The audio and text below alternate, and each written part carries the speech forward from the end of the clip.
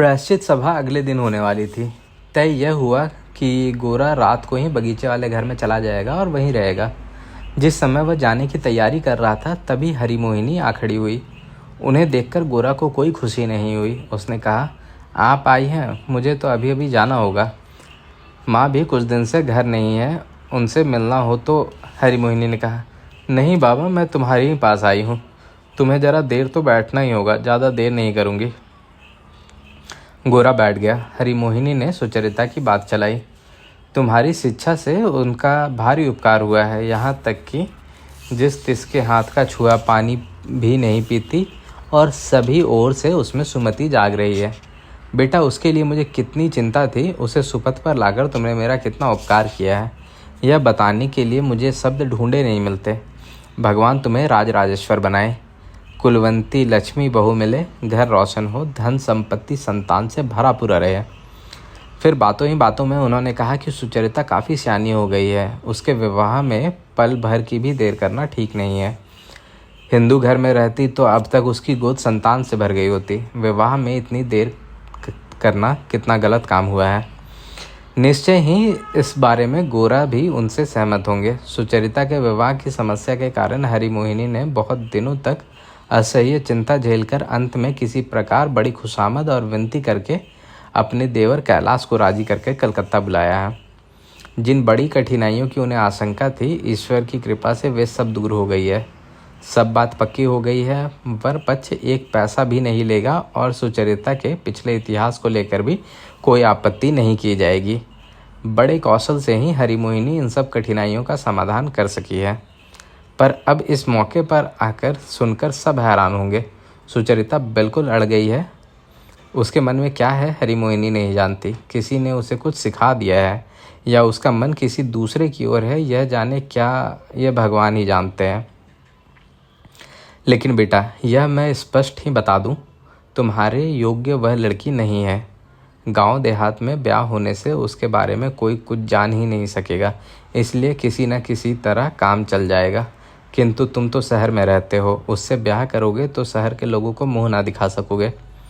क्रुद्ध होकर गोरा ने कहा, आप यह सब क्या उठपटांग कह रही हैं? आपसे किसने कहा कि मैं उनसे विवाह करने के लिए उन्हें कुछ समझाया बुझाया है? हरिमोहिनी ने कहा, मैं कैसे जानूंगी बाबा, अखबार में छप गया है, यही सुनकर तो शर्म से गड़ी जा रही हूँ। गोरा समझ गया कि हारान बाबू अथवा उनके गुट के किसी व्यक्ति ने इस बारे में अखबार में कुछ लिखा होगा। मुठ्ठियाँ भींचते हुए बोला, सब झूठी बात है। उसकी गरज से चौंकती हुई हरिमोहिनी बोली, मैं भी तो झूठ ही समझती हूँ। तब मेरा एक अनुरोध तुम्हें मानना ही होगा, तुम एक बार राधा रानी के पास चलो। गोरा ने पूछा, क्यों? हरिमोहिनी ने कहा, तुम एक बार उसे समझा कर कहना। गोरा का मन इसी को उद्देश्य बनाकर उसी समय सुचरिता से मिलने जाने को उतावला हो उठा। उसके हृदय ने कहा, चलो आज अंतिम बार भेंट कराऊं। कल तुम्हारा प्रायश्चित है, उसके बाद तुम तपस्वी हो। आज की रात भर का ही समय है, उसमें भी केवल थोड़े से क्षणों के लिए। उसमें कोई दोष नहीं होगा भी तो कल सब भस्म हो जाएगा। थोड़ी देर चुप रहकर गोरा ने पूछा, उन्हें क्या समझाना होगा, बताइए। और कुछ नहीं, इतना ही कि हिंदू रीति के अनुसार सुचरिता जैसी सयानी लड़की को तुरंत विवाह कर लेना चाहिए और हिंदू समाज में कैलाश जैसा सत्पात्र पा जाना सुचरिता की अवस्था की लड़की के लिए बहुत बड़ा सौभाग्य है। गोरख के दिल में तीर सा चुभने लगा। जिस आदमी को वह सुचरिता के घर की ड्योढ़ी में देख आया था, उसकी याद बिच्छू के डंक से गोरा को डस गई। सुचरिता को वह आदमी पाएगा, यह बात सोचना भी गोरा के लिए असहनीय था। उसके मन ने वज्र सा कठोर होकर कहा, नहीं, यह कभी नहीं हो सकता। सुचरिता का मिलन और किसी से होना असंभव है। बुद्धि और भावों की गंभीरता से परिपूर्ण सुचरिता का हृदय गोरा के सिवा किसी दूसरे व्यक्तियों पर प्रकाशित नहीं हुआ और ना कभी किसी पर यूं प्रकाशित हो सकेगा। कैसा आश्चर्यजनक था वह, कितना सुंदर। रहस्यों से भरे उस अंतस में उसे कैसी अनिर्वचनीय सत्ता दिखाई दे गई थी। ऐसा कब कब दिखाई देता है और दुनिया में कितनों को दिखाई देता है। दैव योग से ही जो व्यक्ति सुचरिता को इस गहरे यथार्थ रूप में देख सका, अपनी समूची प्रकृति से अनुभव कर सका, उसी ने तो सुचरिता को पाया है। उसे और कोई कभी कैसे पा सकता है? हरिमोहिनी ने कहा, राधा रानी क्या हमेशा कंवारी ही बैठी रह जाएगी? यह भी कभी होता है? यह भी तो ठीक ही है। कल गोरा तो प्रायश्चित करने जा रहा है, उसके बाद ही तो संपूर्ण पवित्र होकर ब्राह्मण होगा। तब सुचरिता क्या चिरकाल तक अविवाहित ही रहेगी? यह जीवन व्यापी भार उस पर लादने का अधिकार किसको है? स्त्री के लिए इससे बड़ा भार और क्या हो सकता है? हरिमोहिनी ना जाने क्या क्या बोलती चली गई। वह सब गोरा के कानों तक पहुंचा ही नहीं। वह सोचने लगा, बाबा जो इतने हठ से मुझे प्रायश्चित करने से रोक रहे हैं, उनके निषेध का क्या कोई मूल्य नहीं है? अपने लिए मैं जिस जीवन की कल्पना कर रहा हूँ वह शायद कोरी कल्पना ही है। वह मेरे लिए स्वाभाविक नहीं है। वैसा बनावटी बोझ ढोने के लिए जाकर तो मैं पंगु हो जाऊंगा। उसके भार में दबकर मैं जीवन का कोई काम सहज ढंग से ना कर सकूंगा। अभी तो देख रहा हूँ मेरा मन आशंका से उलझ गया है। इस पत्थर को कैसे हटाऊं? किसी तरह बाबा जान गए कि मैं अपने अंतस के भीतर ब्राह्मण नहीं हूँ, तपस्वी नहीं हूँ। शायद इसलिए उन्होंने इतने हट से मुझे मना किया है। गोरा ने सोचा, उन्हीं के पास जाऊं। आज अभी इसी समय जाकर जोर देकर उनसे पूछूं कि मुझ में ऐसा उन्होंने क्या देखा है। क्यों उन्होंने मुझसे कहा कि मेरे लिए प्रायश्चित का रास्ता बंद है? अगर मुझे वे समझा सकें तो मुझे उधर से छुटकारा मिले। हरिमोहिनी से गोरा ने कहा, आप जरा रुके, मैं अभी आता हूँ। दौड़ता हुआ गोरा घर के पिता वाले खंड की तरफ गया। उसका मन कहने लगा, कृष्णदयाल कोई ऐसी बात जरूर जानते हैं जिससे उसे छुटकारा मिल सकता है। साधनाश्रम का द्वार बंद था तो दो एक बार उसने खटखटाया भी, लेकिन द्वार ना खुला, ना किसी ने जवाब ही दिया। भीतर से धूप जलने की गंध आ रही थी। कृष्णदयाल आज सन्यासी के साथ लेकर सब द्वार बंद करके योग की किसी अत्यंत गूढ़ और दुरूह प्रणाली का अभ्यास कर रहे थे। आज रात भर किसी को उधर प्रवेश करने का अधिकार नहीं था। गोरा ने स्वयं से कहा, नहीं, कल नहीं, आज ही मेरा प्रायश्चित आरंभ हो गया है। कल जो आग जलेगी उससे बड़ी आग आज जल रही है। अपने नए जीवन के शुरू में मुझे कोई बहुत बड़ी कुर्बानी देनी होगी, इसलिए ईश्वर ने मुझे मन में इतनी प्रबल आकांक्षा जगा दी है। नहीं तो ऐसी अनोखी बात क्यों हुई होती? मैं कहाँ, किस क्षेत्र में था? उन लोगों से मेरे मिलने की कोई लौकिक संभावना न थी। ऐसी विपरीत स्वभावों का मिलन भी दुनिया में आमतौर पर कहाँ होता है? फिर इसकी तो कल्पना भी कौन कर सकता था कि इस मिलन से मुझ जैसे उदासीन के मन में भी इतनी बड़ी, इतनी दुर्दम आकांक्षा जाग उठेगी। ठीक आज के लिए ही इस सब आकांक्षा की मुझे ज़रूरत थी। आज तक मैंने देश को जो कुछ दिया है वह सब बड़ी सरलता से ही दे सका हूँ। ऐसा कोई दावा नहीं करना पड़ा जिसे देते हुए मुझे कोई कठिनाई हुई हो। मैं यह सोच ही नहीं पाता था कि देश के लिए किसी चीज़ का त्याग करने में लोग कंजूसी क्यों करते हैं, लेकिन महायज्ञ ऐसे सहज दान से संपन्न नहीं होता। उसके लिए दुख ही चाहिए। धमनी काटकर रक्तदान करके ही मुझे नए जीवन में नया जन्म लेना होगा। लोगों के सामने कल सवेरे मेरा लौकिक प्रायश्चित होगा। उससे एक रात पहले ही मेरे जीवन विधाता आकर मेरा द्वार खटखटा रहे हैं। अपने अंतर के भीतर ही अंतरतम में प्रायश्चित किए बिना मैं कल क्या शुद्धि ग्रहण करूँगा? जो मेरे लिए सबसे कठिन दान है वही आज संपूर्णतया देवता को अर्पित करके ही मैं सच्चे और पवित्र रूप में निस्वार्थ हो सकूँगा। तभी मैं ब्राह्मण होऊंगा। गोरा के हरिमोहिनी के पास लौटते ही उन्होंने कहा, बेटा तुम एक बार मेरे साथ चलो। तुम्हें वहाँ जाने और अपने मुंह से एक बात कह देने से ही वह सब ठीक हो जाएगा। गोरा ने कहा, मैं क्यों जाऊँ? मेरा उनसे क्या संबंध है? कुछ नहीं। हरिमोहिनी बोली, वह तो तुम्हें देवता की तरह मानती है, अपना गुरु समझती है। एक लाल सुलगती हुई सलाख जैसे गोरा के हृदय को बेंध गई। उसने कहा, मैं तो जाने की कोई ज़रूरत नहीं देखता। उनसे अब और भेंट होने की कोई संभावना नहीं है। हरिमोहिनी ने भीतर ही भीतर खुश होते हुए कहा, सो तो ठीक ही है। इतनी सयानी लड़की से मिलना जुलना तो अच्छा नहीं है, लेकिन बेटा आज का मेरा यह काम किए बिना तुम्हें छुटकारा नहीं मिलेगा। इसके बाद कभी तुम्हें बुलाऊं तो कहना। गोरा ने बड़े ज़ोर से सिर हिला दिया। अब नहीं, किसी प्रकार नहीं। वह सब खत्म हो चुका। वह देवता के आगे सब न्योछावर कर चुका है। अब अपनी सुचिता पर कोई धब्बा नहीं लगने देगा। वह सुचरिता से मिलने नहीं जाएगा। जब हरिमोहिनी ने समझ लिया कि अपनी बात से गोरा टलने वाला नहीं है, तब उन्होंने कहा, यदि बिल्कुल ही नहीं जा सकते तो बेटा एक उपाय करो, एक चिट्ठी लिख दो।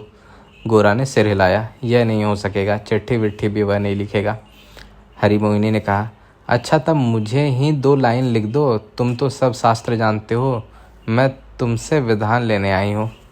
हरिमोहिनी ने फिर कहा, यही कि हिंदू घर की लड़की के लिए उपयुक्त समय पर विवाह करके गृहस्थ धर्म पालन करना ही सबसे बड़ा धर्म है कि नहीं। थोड़ी देर चुप रहकर गोरा ने कहा, देखिए इन सब झंझटों में मुझे ना फंसाइए, मैं विधान दे सकने वाला पंडित नहीं हूँ। हरिमोहिनी ने तब कुछ तीखेपन के साथ कहा, तब फिर अपने मन की भीतरी इच्छा स्पर्धा की कहो ना। पहले तुम ही ने तो फंदा डाला, अब जब उसे खोलने की बात आई तो कहते हो कि मुझे ना फंसाइए। इसका क्या मतलब होता है? वास्तव में तुम चाहते ही नहीं कि उसका मन साफ हो जाए। यदि और कोई समय होता तो गोरा गुस्से में आग बबूला हो उठता। यह सच्चा अभियोग वह सह ना सकता, लेकिन आज से उसका प्रायश्चित आरंभ हो गया था। उसने गुस्सा नहीं किया। अपने ही मन में डूबकर उसने पहचाना कि हरिमोहिनी सच्ची बात ही कह रही है। सुचरिता के साथ बड़ा बंधन काट देने के लिए तो वह निर्मम हो उठाया, लेकिन एक बहुत बारीक सूत्र वह ना दिखाई देने का बहाना करके बनाए रखना भी चाहता है। सुचरिता के साथ अपने संबंध को एक बारगी छोड़ देने के लिए वह अब भी तैयार नहीं है। अब यह कंजूसी छोड़नी होगी। एक हाथ से दान करे, दूसरे हाथ से पकड़े रहना नहीं चल सकता। कागज निकालकर गोरा ने बड़े बड़े अक्षरों में लिखा, विवाह ही नारी जीवन की साधना का मार्ग है। गृहस्थ धर्म ही उसका प्रथम मुख्य धर्म है। विवाह इच्छा पूरी करने के लिए नहीं, कल्याण साधना के लिए है। गृहस्थी में सुख हो अथवा दुख, पूरे मन से उसका वर्ण करती हुई नारी सती साध्वी रहकर धर्म को घर में मूर्तिमान किए रहे, यही उसका व्रत है। हरिमोहिनी ने कहा, इसी के साथ यदि हमारे कैलाश के बारे में भी थोड़ा सा लिख देते तो बड़ा अच्छा होता। गोरा ने कहा, उन्हें तो मैं जानता ही नहीं, उनके बारे में नहीं लिख सकूंगा। कागज हरिमोहिनी ने सावधानी से तह करके आंचल के छोर में बांध लिया और अपने घर लौट गई।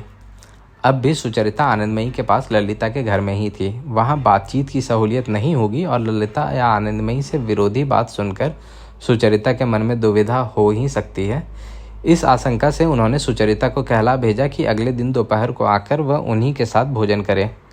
बहुत जरूरी बात है, वह चाहे तो तीसरे पहर फिर लौट कर जा सकेगी। अगले दिन दोपहर को मन कड़ा करके सुचरिता आई। वह जानती थी कि मौसी फिर विवाह की बात उठाएंगी। उसने निश्चय कर लिया था कि आज उन्हें कड़ा उत्तर देकर सारी बात को अंतिम रूप से समाप्त कर देगी। सुचरिता के भोजन कर लेने पर हरिमोहिनी ने कहा, कल संध्या समय मैं तुम्हारे गुरु के पास गई थी। भीतर ही भीतर सुचरिता घबरा उठी।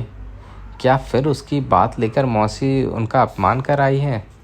हरिमोहिनी ने कहा, डरो मत राधा रानी, मैं उनसे झगड़ा करने नहीं गई थी। अकेली थी सो मैंने सोचा चलकर उनसे 2-1 अच्छी बातें सुनाऊं। बातों बातों में तुम्हारी बात उठी तो देखा उनकी भी वही राय है। लड़की अधिक दिन कंवारी रहे इसे वे भी ठीक नहीं समझते। वे कहते हैं शास्त्रों के अनुसार वह अधर्म है। वह सब साहबों के यहाँ चलता है, हिंदुओं के घर नहीं। मैंने अपने कैलाश की भी बात बता दी। देखती हूँ वह सचमुच ज्ञानी आदमी है। सुचरिता लज्जा और पीड़ा से तिलमिला उठी। हरिमोहिनी ने कहा, तुम तो उन्हें गुरु मानती हो, उनकी बात तो मानी होगी।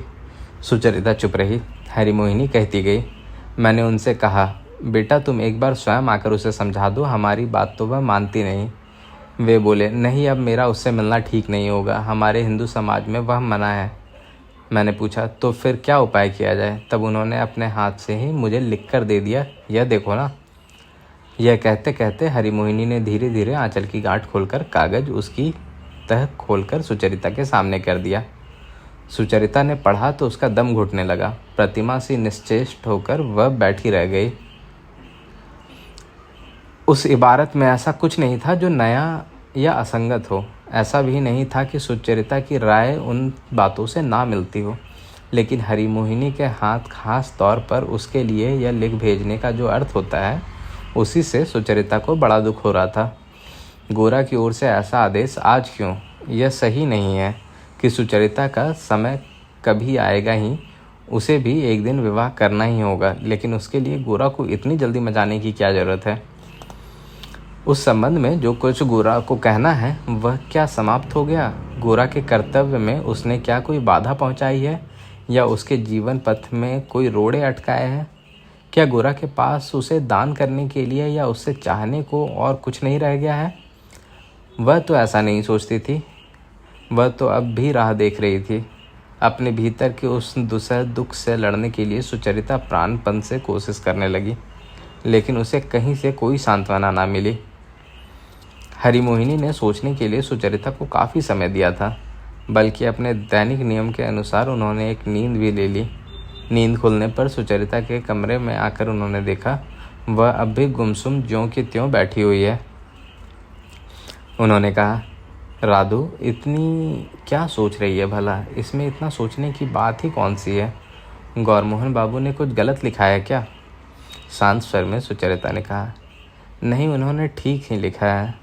अत्यंत आश्वस्त होकर हरिमोहिनी कह उठी, तो फिर और देर करके क्या होगा बिटिया?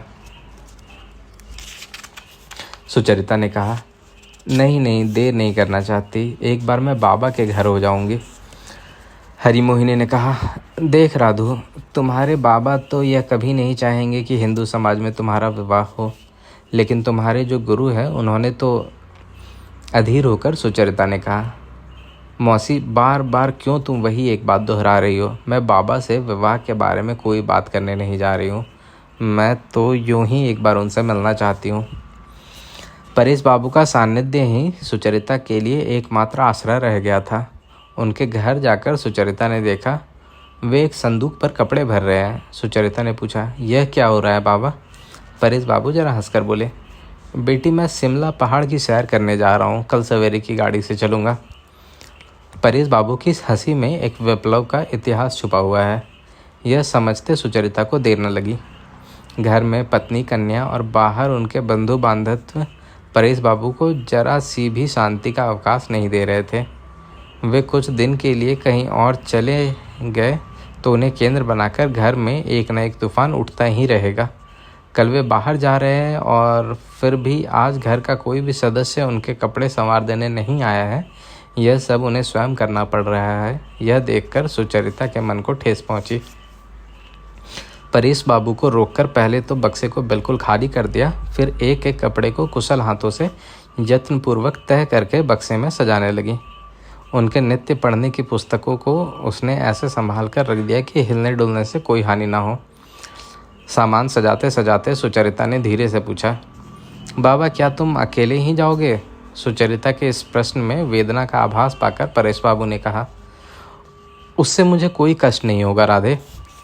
सुचरिता ने कहा, नहीं बाबा, मैं भी तुम्हारे साथ चलूँगी। परेश बाबू सुचरिता के चेहरे की ओर देखने लगे। सुचरिता ने कहा, बाबा, मैं तुम्हें जरा भी तंग नहीं करूँगे। परेश बाबू बोले, ऐसा क्यों कहती हो? तुमने मुझे कब तंग किया है बेटी? सुचरिता ने कहा, तुम्हारे पास रहे बिना मेरा उद्धार नहीं होगा बाबा। बहुत सी बातें तो मेरी समझ में ही नहीं आती। तुम नहीं समझा दोगे तो मैं पार ना पा सकूंगी। तुम जो मुझे अपनी बुद्धि पर भरोसा करने को कहते हो, उतनी मेरी बुद्धि ही नहीं है और उतनी ताकत भी मेरे मन में नहीं है। तुम मुझे अपने साथ ले चलो बाबा। यह कहते कहते सुचरिता परेश बाबू की ओर पीठ फेर कर बक्से पर झुककर उधर कपड़े इधर उधर करने लगी। उसकी आंखों से टप टप आंसू गिरने लगे। जब गोरा ने अपना लिखा कागज हरिमोहिनी के हाथों में दे दिया, तब उसे ऐसा लगा कि उसने सुचरिता के संबंध में अपना त्याग पत्र लिख दिया है। किंतु लिख देने से ही तत्क्षण काम समाप्त नहीं हो जाता। उसके मन ने तो यह अर्जी बिल्कुल नामंजूर कर दी। उस अर्जी पर केवल गोरा की इच्छा शक्ति ने जबरदस्ती कलम पकड़कर नाम लिख दिया था। उसके मन के हस्ताक्षर तो उस पर नहीं हुए थे, इसलिए उसका मन उससे मुक्त था। बल्कि इतना मुक्त, उसी शाम को वह गोरा को सुचरिता के घर की ओर दौड़ाए दे रहा था। उसी समय गिरजाघर की घड़ी ने 10 बजाए और गोरा को ख्याल आया कि वह किसी से मिलने जाने का उचित समय नहीं है। फिर भी लगभग सारी रात गोरा गिरजाघर के घंटे ही गिनता रहा। गंगा तट के बगीचे वाले घर में उस रात उसका जाना नहीं हो सका। उसने कहला भेजा कि वह अगले दिन सवेरे ही पहुंच जाएगा। सवेरे सवेरे ही वह पहुंच गया, लेकिन जैसे निर्मल और दृढ़ मन लेकर उसने प्रायश्चित करने का निश्चय किया था, वैसी अवस्था उसके मन में अब कहाँ थी। अनेक पंडित और अध्यापक आ गए थे और भी अनेकों के आ जाने की संभावना थी। गोरा ने सभी से मिलकर उनकी अभ्यर्थना की। उन्होंने भी सनातन धर्म के प्रति गोरा की अडिग निष्ठा की चर्चा करके बार बार उसे साधुवाद दिया। धीरे धीरे बगीचा जन कोलाहल से गूंज गया। देखभाल करता हुआ गोरा चारों ओर घूमता रहा, लेकिन सारे कोलाहल और काम की व्यस्तता के बीच भी गोरा के हृदय की गहराई में रह रहकर एक ही बात घुमड़ रही थी। कोई कैसे कह रहा था, तुमने अन्याय किया है, तुमने अन्याय किया है। अन्याय ठीक कहाँ हुआ है? इस पर सोच विचार करने का समय तब नहीं था, लेकिन वह हृदय की गहराई से आते हुए इस स्वर को किसी प्रकार चुप नहीं करा सका। प्रायश्चित यज्ञ के लंबे चौड़े आयोजन के बीच उसके हृदय में ही बसा कोई घर का भेदी उसके विरुद्ध गवाही दे रहा था। कह रहा था, अन्याय तो बना ही रह गया। यह अन्याय किसी नियम में त्रुटि नहीं थी, मंत्र में भूल नहीं थी, शास्त्र की विरुद्धता भी नहीं थी। यह अन्याय उसकी प्रकृति के भीतर हो रहा था। इसलिए गोरा का समूचा अंतःकरण इस अनुष्ठान के विरुद्ध छटपटा रहा था। नियत समय हो चला। चारों ओर बांस की बल्लियां गाड़कर ऊपर चंदोवा तानकर पंडाल तैयार किया जा चुका था। गंगा स्नान करके गोरा कपड़े बदल रहा था कि एकाएक जनता में कुछ हलचल जान पड़ी, मानो एक उद्वेग चारों ओर फैला पड़ रहा था। अंत में घबराया हुआ चेहरा लिए अविनाश ने आकर कहा, आपके घर से खबर आई है, कृष्णदयाल बाबू के मुंह से रक्त जा रहा है। आपको तुरंत ले जाने के लिए उन्होंने गाड़ी के साथ आदमी भेजा है। गोरा फौरन चल दिया। अविनाश भी उसके साथ जाने को तैयार हुआ तो गोरा ने कहा, नहीं, तुम यहाँ सबकी देखभाल करो, तुम्हारे चले जाने से यह सब कार्य कैसे होगा। कृष्णदयाल के कमरे में पहुंचकर गोरा ने देखा वे बिस्तर पर लेटे हुए हैं और आनंदमयी उनके पैरों के पास बैठी पांव सहला रही है। घबराए हुए से गोरा ने दोनों के चेहरे की ओर देखा। इशारे से कृष्णदयाल ने उसे पास पड़ी हुई कुर्सी पर बैठने को कहा तो गोरा बैठ गया। माँ की ओर से उन्मुख होकर उसने पूछा, अब कैसे हैं? आनंदमयी ने कहा, अब तो कुछ ठीक है, डॉक्टर साहब को बुला भेजा है। कमरे में शशिमुखी और एक नौकर भी था। हाथ हिलाकर कृष्णदयाल ने उन्हें बाहर भेज दिया। जब सब बाहर चले गए तब उन्होंने चुपचाप एक बार आनंदमयी के चेहरे की ओर देखा और फिर मृदु स्वर में गोरा से कहा, मेरा अंत समय आ गया है। अब तक तुमसे जो छिपा रखा था वह आज तुम्हें बताए बिना मुझे मुक्ति ना मिलेगी। गोरा का चेहरा पीला पड़ गया। वह चुपचाप बैठा रहा। बहुत देर तक कोई कुछ ना बोला। कृष्णदयाल ने कहा, गोरा, तब मैं कुछ नहीं मानता था, इसलिए मैंने इतनी बड़ी गलती की। फिर उसके बाद गलती सुधारने का उपाय नहीं था। इतना कहकर वे फिर चुप हो गए। गोरा भी कुछ न पूछकर निश्चल बैठा रहा। कृष्णदयाल फिर बोले, मैंने सोचा था तुम्हें बताने की कोई ज़रूरत नहीं होगी, जैसे चलता आया है वैसे ही चला जाएगा, लेकिन देखता हूँ वैसा नहीं हो सकेगा। मेरे मृत्यु के बाद मेरा श्राद्ध तुम कैसे करोगे? कृष्णदयाल मानो ऐसी गड़बड़ की आशंका से ही सिहर उठे। असल बात क्या है यह जानने के लिए गोरा अधीर हो उठा। आनंदमयी की ओर देखकर वह बोला, माँ, तुम बताओ क्या बात है? क्या मुझे श्राद्ध करने का अधिकार नहीं है? अब तक आनंदमयी सिर झुकाए हुए स्तब्ध बैठी थी। गोरा का प्रश्न सुनकर सिर उठाकर उन्होंने गोरा के चेहरे पर नज़र टिकाते हुए कहा, नहीं बेटा। चकित होकर गोरा ने पूछा, मैं उनका पुत्र नहीं? आनंदमयी ने कहा, नहीं। ज्वालामुखी से निकले लावे की तरह गोरा के मुंह से निकला, माँ, तुम मेरी माँ नहीं हो। आनंदमयी की छाती फटने लगी। बिना आंसुओं के रोते हुए उन्होंने कहा, बेटा गोरा, तू मुझ पुत्रहीन का पुत्र है। तू तो अपने पेट के लड़के से भी कहीं अधिक है बेटा।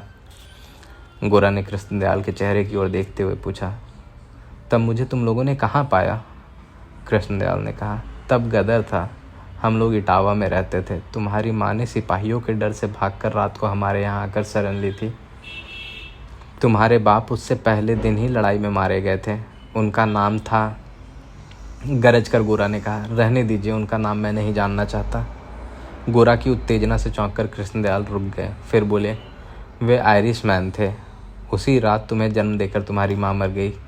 तब से तुम्हारा पालन पोषण हमारे ही घर हुआ। गोरा का सारा जीवन क्षण भर में ही उसके लिए एक बड़ा अजीब स्वप्न सा हो गया। शैशव से इतने बरसों तक जिस भित्ति पर उसका जीवन खड़ा रहा था वह एकाएक विलीन हो गई। वह क्या है, कहाँ है, वह कुछ भी ना समझ सका। जैसे उसके पीछे अतीत नाम की कोई चीज़ ही नहीं रही और उसके सामने इतने दिनों से जो स्पष्ट भविष्य उसका एकमेव लक्ष्य रहा था वह भी एकाएक लुप्त हो गया। वह जैसे इसी एक क्षण की कमल की पंखुड़ी में ओस की बूंद सा काँप रहा हो। उसकी ना माँ है, ना बाप है, ना देश है, ना जाति है, ना नाम है, ना गोत्र है, ना देवता, जैसे एक संपूर्ण नकार है। वह किसे पकड़े, क्या करे, फिर कहाँ से आरंभ करे, किधर अपना लक्ष्य स्थिर करे, फिर दिन रात क्रम से अपने काम के उपकरण कहाँ से जुटाए। इस दिशाहीन अद्भुत शून्य के बीच में गोरा निर्वाक बैठा रह गया। उसका चेहरा देखकर और किसी को कुछ भी कहने का हौसला नहीं हुआ। इसी समय परिवार के बंगाली चिकित्सक के साथ अंग्रेज डॉक्टर भी आ पहुंचा। डॉक्टर ने जैसे रोगी की तरफ देखा वैसे ही गोरा की तरफ देखे बिना भी ना रह सका। सोचने लगा, यह आदमी कौन है। गोरा के माथे पर उस समय भी गंगा की मिट्टी का तिलक था और स्नान करके उसने जो रेशमी कपड़े पहने थे अब भी वही पहने हुए था। शरीर पर कुर्ता नहीं था। उत्तरीय के बीच में से उसकी विशाल देह दिखाई दे रही थी। पहले कभी होता तो गोरा के मन में अंग्रेज डॉक्टर को देखते ही अपने आप एक उद्देश का भाव जाग उठता, लेकिन अब जितनी देर डॉक्टर रोगी को देख रहा था, गोरा एक विशेष उत्सुकता से उसकी ओर ताकता रहा। मन ही मन अपने आप से वह बार बार पूछता रहा, तो यहाँ पर मेरा सबसे अधिक अपना यही आदमी है। जांच के बाद पूछताछ पर चुकने पर डॉक्टर ने कहा, नहीं, चिंता की कोई बात लक्षण नहीं दिखाई देते। नाड़ी अभी ठीक ही है और शरीर यंत्र में भी कोई विकार नहीं आया है। जो भी तकलीफ हुई है थोड़ी सावधानी बरतने से दोबारा नहीं होगी। डॉक्टर के विदा लेकर चले जाने पर गोरा भी बिना कुछ कहे कुर्सी से उठकर जाने लगा।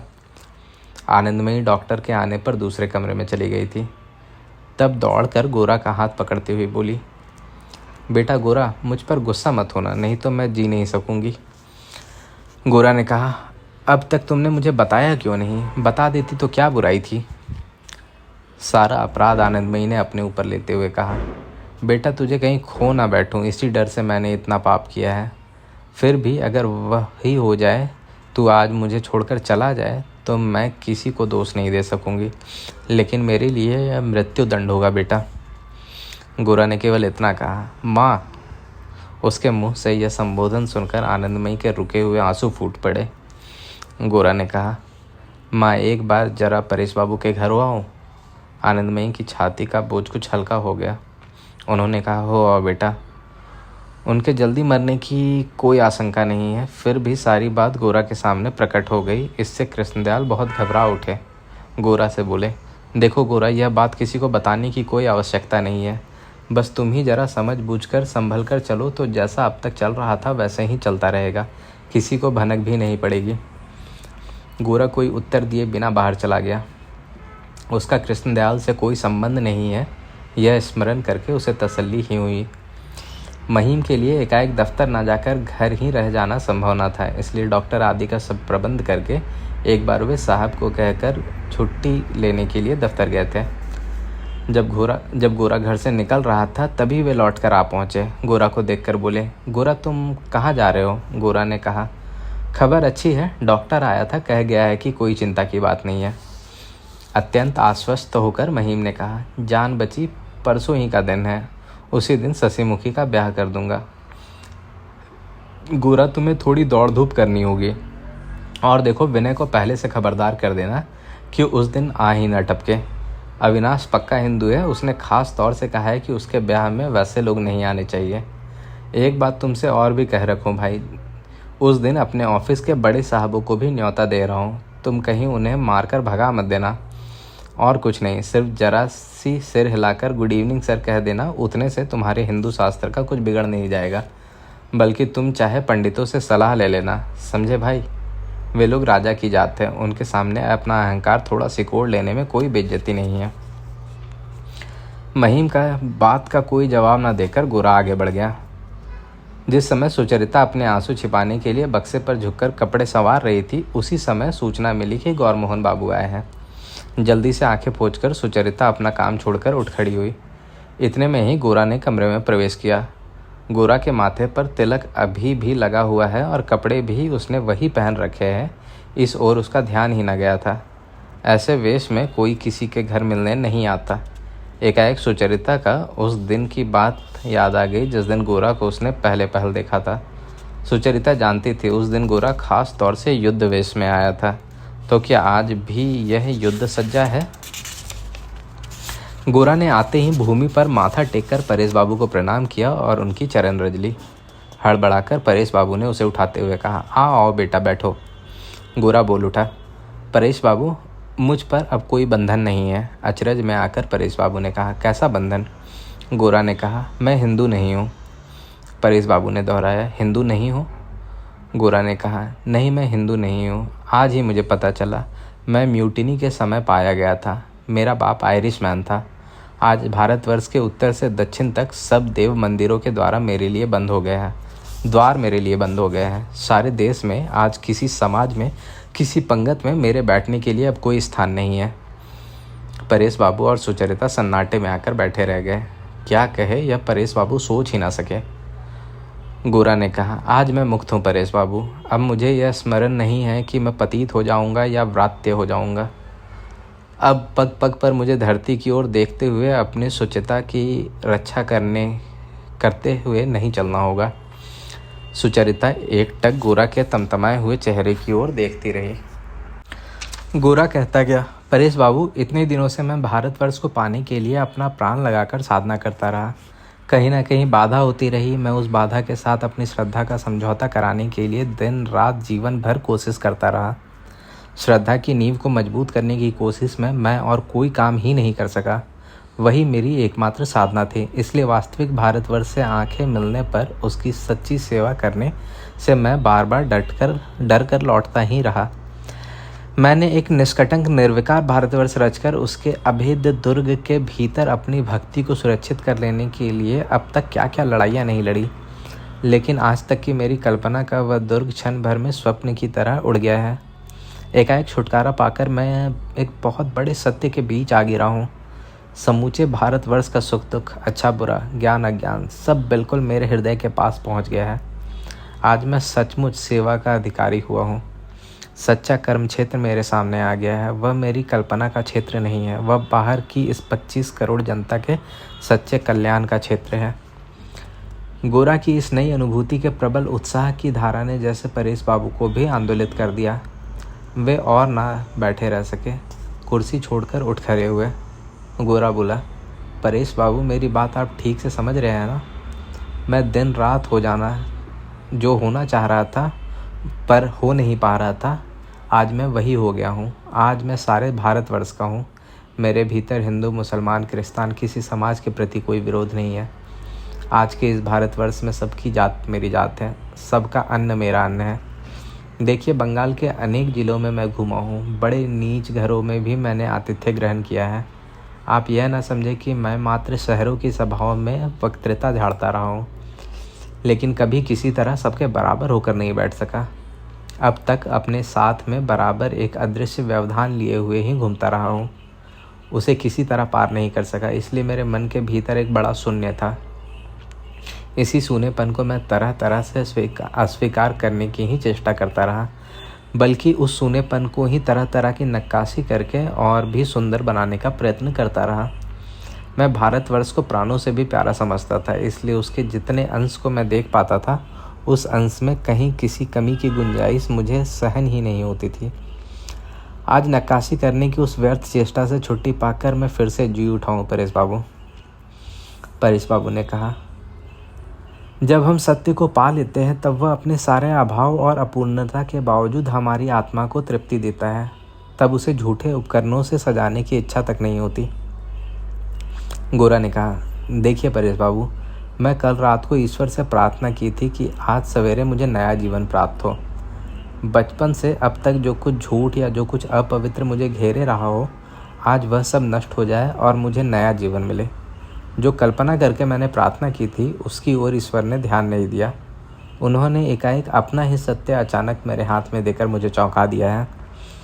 वह एकाएक मेरी सारी अपवित्रता को यूं समूल मिटा देंगे, यह मैं स्वप्न में भी नहीं सोचता था। आज मैं ऐसा पवित्र हो गया हूँ कि चांडाल के घर पर भी अब अपवित्रता का भय ना रहा। परेश बाबू, आज सवेरे ही बिल्कुल खुले मन से मैं ठीक भारतवर्ष की गोद में आ बैठा हूँ। माँ की गोद किसे कहते हैं, यह इतने दिन बाद आज मैं पूरी तरह अनुभव कर सका हूँ। परेश बाबू बोले, गौर, अपनी माँ की गोद में तुम्हें जो अधिकार मिला है उसमें हमें भी शामिल कर लो।